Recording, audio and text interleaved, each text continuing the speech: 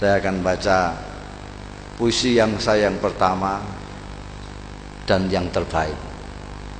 Setelah jadi cerpen saya yang pertama ini yang terbaik, setelah itu jelek semua sudah. Ya cuma ini tok yang baik. Ini saya baca spesial untuk Anda. Judulnya Gus Ja'far.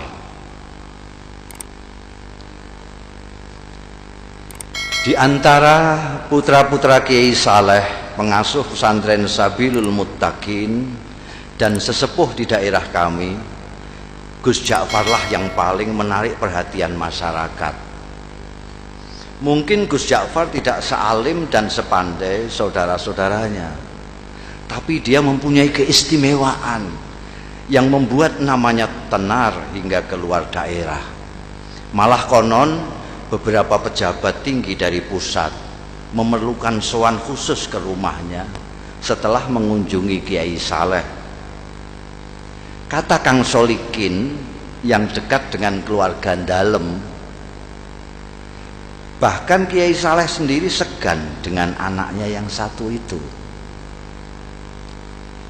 Kata Kiai, Gus Ja'far itu lebih tua dari beliau sendiri. Cerita Kang Solikin suatu hari kepada kawan-kawannya yang sedang membicarakan putra bungsu Kiai Saleh itu. Saya sendiri tak paham apa maksudnya kok anaknya lebih tua dari beliau itu.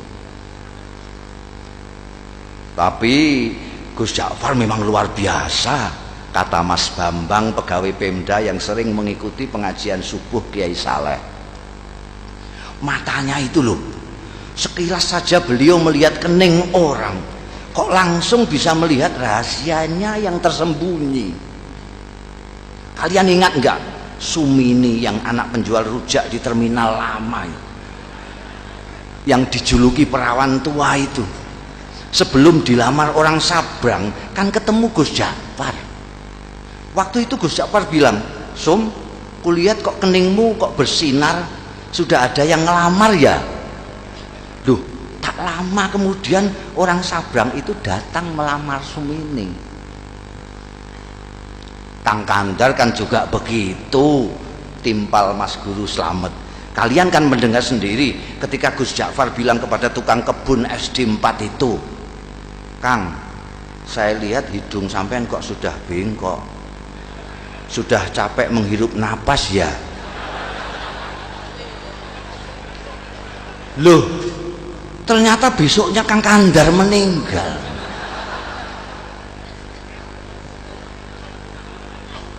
Ya, waktu itu saya pikir Gus Ja'far hanya berkelakar, sahut Ustadz Kamil. Nggak taunya beliau sedang membaca tanda pada diri Kang Kandar. Saya malah mengalami sendiri, kata Lek Salamun pemborong yang dari tadi sudah kepengin ikut bicara. Waktu itu tak ada hujan, tak ada angin. Gus Ja'far bilang kepada saya, "Wah, saku sampean kok mondol-mondol, dapat proyek besar ya?" Padahal saat itu saku saya justru sedang kempes-kempesnya. Dan percaya atau tidak, esok harinya saya memenangkan tender yang diselenggarakan Pemda tingkat provinsi. Apa yang begitu itu yang disebut ilmu kasab ya? Tanya Pak Carik yang sejak tadi hanya asik mendengarkan. Mungkin saja, jawab Ustadz Kamil. Makanya saya justru takut ketemu Gus Ja'far itu, takut dibaca tanda-tanda buruk saya, lalu pikiran saya terganggu. Maka ketika kemudian sikap Gus Ja'far berubah, masyarakat pun geger, terutama para santri kalong, orang-orang kampung yang ikut mengaji tapi tidak tinggal di pesantren seperti Kang Solikin yang selama ini merasa dekat dengan beliau. Mula-mula Gus Ja'far menghilang berminggu-minggu. Kemudian ketika kembali, tahu-tahu sikapnya berubah menjadi manusia biasa.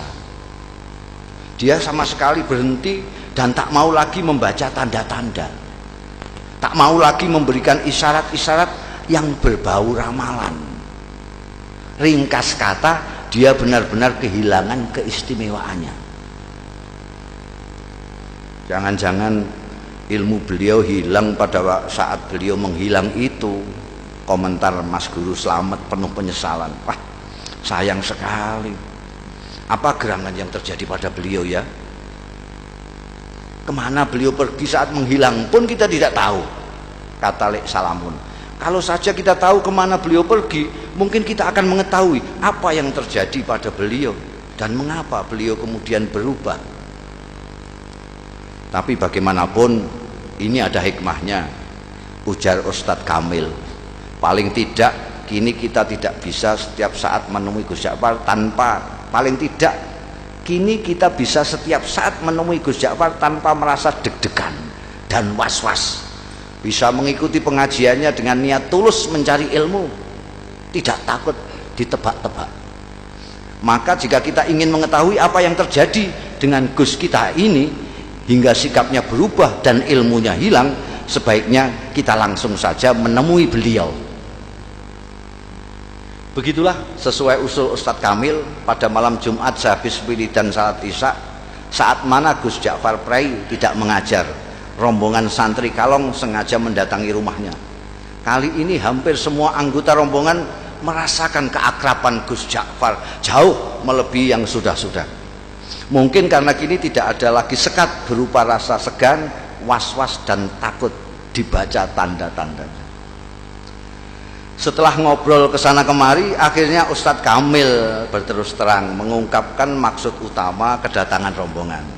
Gus, di samping silaturahmi seperti biasa, malam ini kami datang juga dengan sedikit keperluan khusus. Singkatnya, kami penasaran dan sangat ingin tahu latar belakang perubahan sikap sampean. Perubahan apa? Tanya Gus Ja'far sambil tersenyum penuh arti. Sikap yang mana? Kalian ini ada-ada saja. Saya kok merasa tidak berubah. Dulu sampean kan biasa dan suka membaca tanda-tanda orang, tukas Mas Guru Slamet. Kok sekarang tiba-tiba makpet, sampean tak mau lagi membaca, bahkan diminta pun tak mau. Oh itu, kata Gus Ja'far seperti benar-benar baru tahu. Tapi dia tidak segera meneruskan bicaranya, diam agak lama. Baru setelah menyeruput kopi di depannya, dia melanjutkan. Ceritanya panjang. Dia berhenti lagi, membuat kami tidak sabar, tapi kami diam saja. Kalian ingat enggak saya lama menghilang?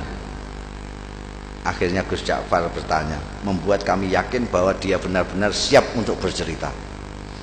Maka serempak kami mengangguk. Suatu malam saya bermimpi ketemu almarhum ayah, dan saya disuruh mencari seorang wali sepuh yang tinggal di sebuah desa kecil di lereng gunung yang jaraknya dari sini sekitar 200 km ke arah selatan. Namanya Kiai Tawakal. Kata ayah dalam mimpi itu, hanya kiai-kiai tertentu yang tahu tentang kiai yang usianya sudah lebih 100 tahun ini. Santri-santri belajar kepada beliau pun rata-rata sudah disebut kiai di daerah masing-masing. Terus terang, sejak bermimpi itu saya tidak bisa menahan keinginan saya untuk berkenalan dan kalau bisa berguru kepada wali tawakal itu. Maka dengan diam-diam dan tanpa pamit siapa-siapa, saya pun pergi ke tempat yang ditunjukkan ayah dalam mimpi dengan niat bil barokah dan menimba ilmu beliau.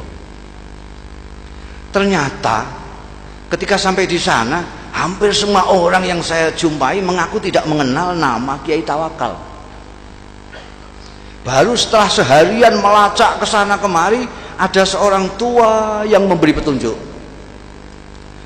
Cobalah nak mas, ikuti jalan setapak di sana itu, katanya. Nanti nak mas akan berjumpa dengan sebuah sungai kecil. Terus saja nak mas menyeberang. Begitu sampai seberang, nak mas akan melihat gubuk-gubuk kecil dari bambu.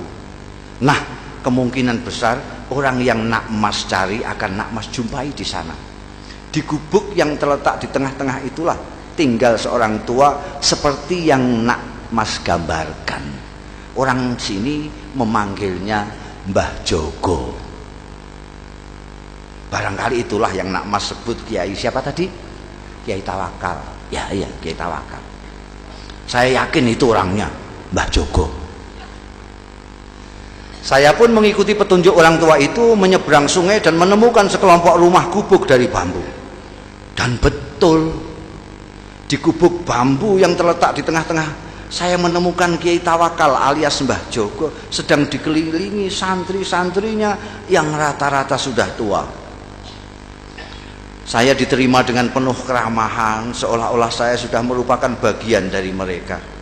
Dan kalian tahu, ternyata penampilan Kiai Tawakal sama sekali tidak mencerminkan sosoknya sebagai orang tua. Tubuhnya tegap, wajahnya berseri-seri, kedua matanya indah memancarkan kearifan. Bicaranya jelas dan teratur, hampir semua kalimat yang meluncur dari mulutnya bermuatan kata-kata hikmah. Tiba-tiba Gus Ja'far berhenti, menarik napas panjang, baru kemudian melanjutkan. Hanya ada satu hal yang membuat saya terkejut dan terganggu.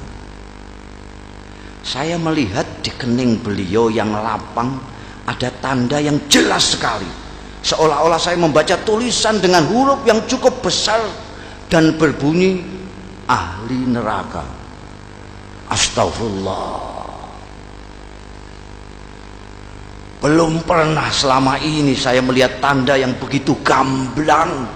Saya ingin tidak mempercayai apa yang saya lihat. Pasti saya keliru.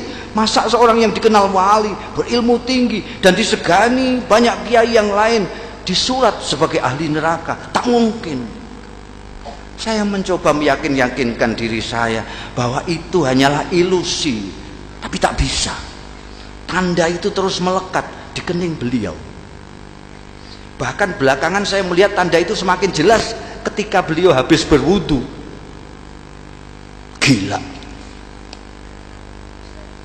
Akhirnya niat saya untuk menimba ilmu kepada beliau, meskipun secara lisan memang saya sampaikan demikian, dalam hati sudah berubah menjadi keinginan untuk menyelidiki dan memecahkan keganjilan ini. Beberapa hari saya amati perilaku Kiai Tawakal. Saya tidak melihat sama sekali hal-hal yang mencurigakan. Kegiatan rutinnya sehari-hari tidak begitu berbeda dengan kebanyakan kiai yang lain. Mengimami salat jamaah, melakukan salat sunnah seperti duha, tahajud, witir dan sebagainya, mengajar kitab-kitab, umumnya kitab-kitab besar, mujahadah, zikir malam, menemui tamu dan semacamnya. Kalaupun beliau keluar, biasanya untuk memenuhi undangan hajatan atau, dan ini sangat jarang sekali, mengisi pengajian umum. Memang ada kalanya beliau keluar pada malam-malam tertentu, tapi menurut santri-santri yang lama itu pun merupakan kegiatan rutin yang sudah dijalani Kiai Tawakal sejak muda, semacam lelono broto kata mereka. Baru setelah beberapa minggu tinggal di pesantren, saya mendapat kesempatan atau tepatnya keberanian untuk mengikuti Kiai Tawakal keluar.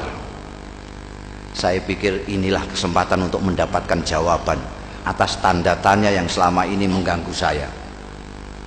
Begitulah pada suatu malam purnama, saya melihat Kiai keluar dengan berpakaian rapi. Beliau berbelok.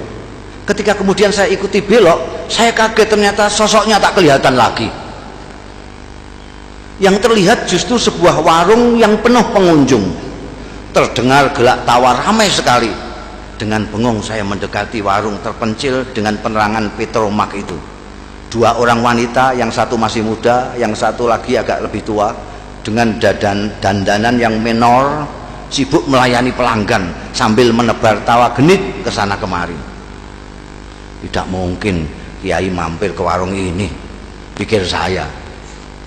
Ke warung biasa saja tidak pantas, apalagi warung yang suasananya saja mengesankan kemesuman itu. Mas Ja'far.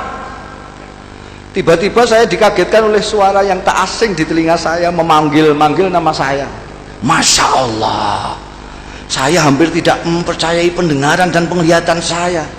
Memang betul, mata saya melihat Kiai Tawakal melambaikan tangan dari dalam warung.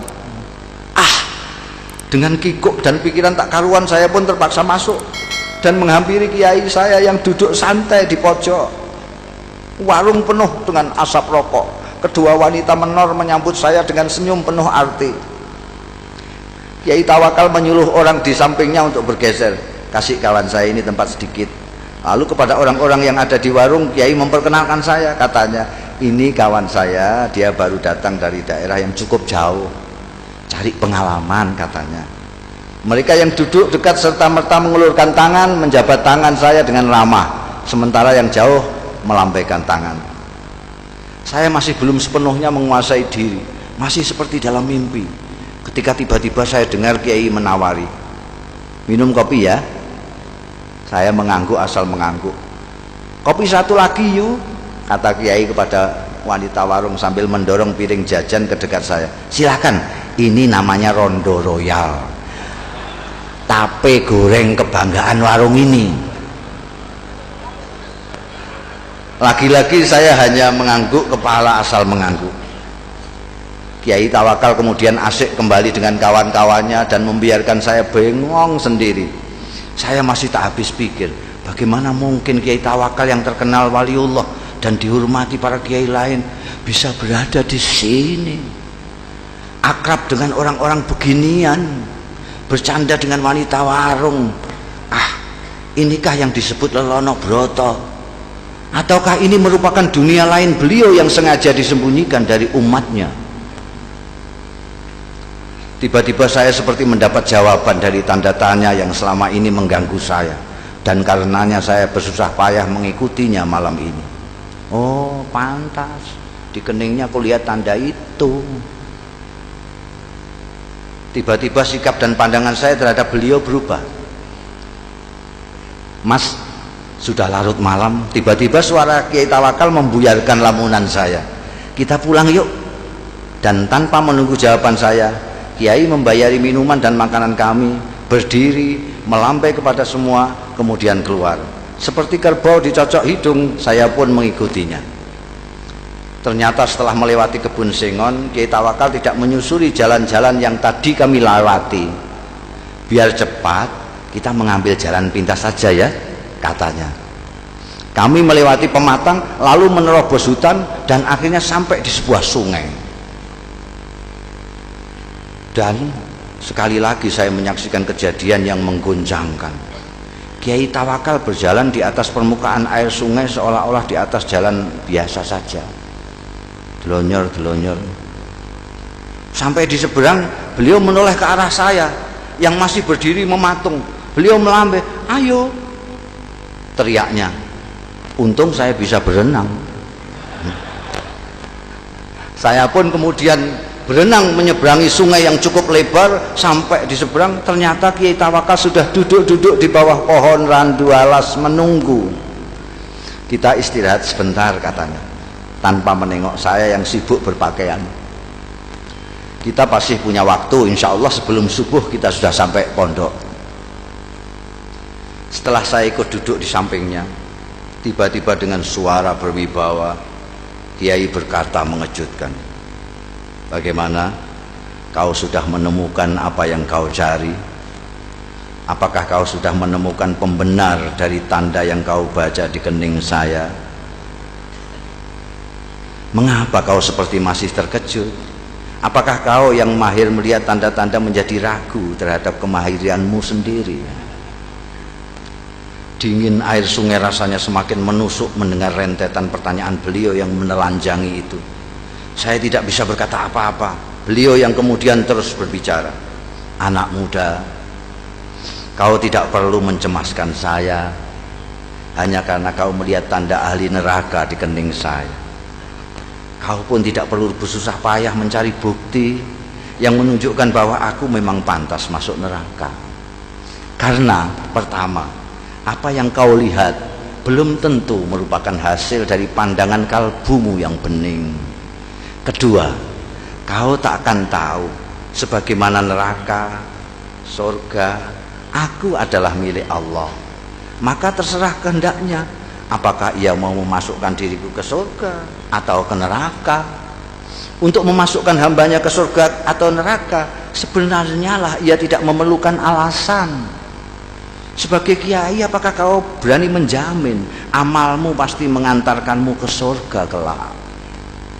Atau kau berani mengatakan bahwa orang-orang di warung yang tadi kau pandang sebelah mata itu pasti masuk neraka? Kita berbuat baik karena kita ingin dipandang baik olehnya. Kita ingin berdekat-dekat dengannya. Tapi kita tidak berhak menuntut balasan kebaikan kita darinya. Mengapa? Karena kebaikan kita pun berasal darinya. Bukan begitu? Bukan begitu. Aku hanya bisa menuntut. Sementara Kiai Tawakal terus berbicara sambil menepuk-nepuk punggung saya. Kau harus lebih berhati-hati bila mendapat cobaan Allah berupa anugerah. Cobaan yang berupa anugerah tidak kalah gawatnya dibanding cobaan yang berupa penderitaan. Seperti mereka yang di warung tadi, kebanyakan mereka orang susah. Orang susah sulit kau bayangkan bersikap takabur atau ujub, atau sikap-sikap lain yang cenderung membesarkan diri sendiri. Berbeda dengan mereka yang mempunyai kemampuan dan kelebihan. Godaan untuk takabur, sombong dan sebagainya itu datang setiap saat. Apalagi bila kemampuan dan kelebihan itu diakui oleh banyak pihak. Malam itu saya benar-benar merasa mendapatkan pemahaman dan pandangan baru dari apa yang selama ini sudah saya ketahui. Ayo kita pulang.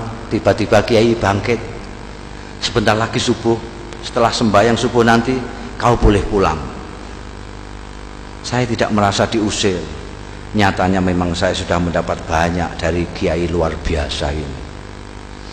Ketika saya ikut bangkit, saya celinguan. Kiai Tawakal sudah tak tampak lagi. Dengan bingung saya terus berjalan.